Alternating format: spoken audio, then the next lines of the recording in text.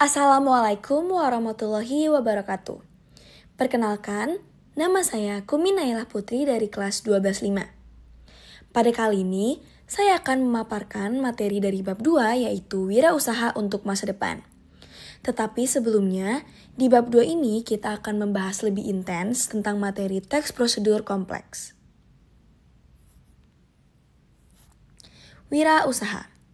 Wirausaha adalah proses memulai, mengelola, dan mengembangkan bisnis atau usaha secara mandiri dengan tujuan memperoleh keuntungan serta menanggung seluruh risiko yang terkait.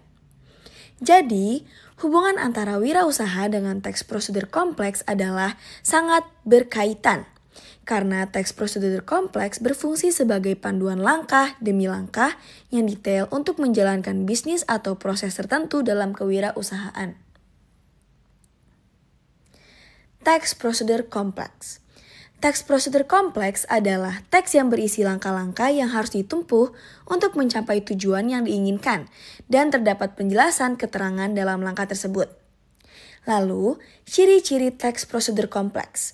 Yang pertama, berisi langkah-langkah atau tahapan. Yang kedua, menggunakan syarat atau pilihan. Yang ketiga, disusun secara informatif. Yang keempat, bersifat objektif, logis, aktual, akurat, dan universal. Dan yang kelima, penjelasannya secara mendetail dan rinci. Selanjutnya adalah struktur teks prosedur kompleks. Yang pertama adalah bagian tujuan. Bagian tujuan ini berisi tujuan pembuatan teks atau hasil akhir yang akan dicapai. Yang kedua ada bagian material. Bagian material ini berisi informasi tentang alat dan bahan yang digunakan.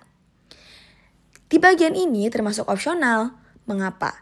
Karena tidak semua teks prosedur kompleks mempunyai bagian material ini. Contoh teks yang memiliki bagian ini adalah buku resep makanan. Yang ketiga ada bagian langkah pengerjaan. Bagian langkah pengerjaan ini berisi cara-cara yang ditempuh untuk mencapai tujuan. Dan di bagian ini ada 3 kategori pembahasan pada isi suatu teks prosedur. Yang pertama, teks yang berisi sebuah alat, benda, maupun perangkat yang sejenis. Yang kedua, teks yang berisi melakukan suatu aktivitas.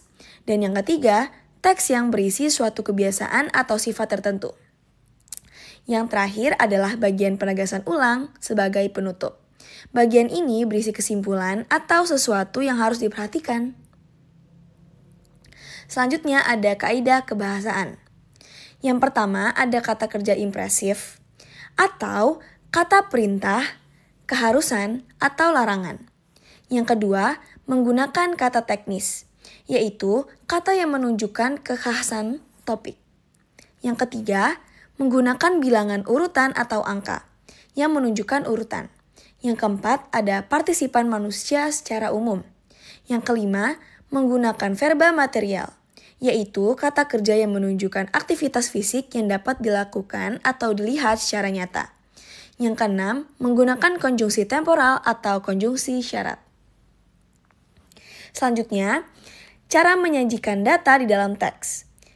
Data teks prosedur kompleks dapat disajikan melalui pertama ada grafik, yang kedua plot, yang ketiga diagram, dan yang keempat ada teks.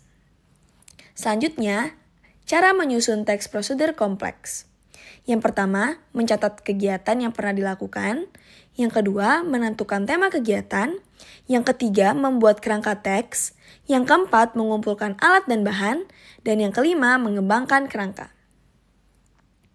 Sekian pemaparan materi yang bisa saya lakukan. Kurang lebihnya mohon maaf. Wassalamualaikum warahmatullahi wabarakatuh.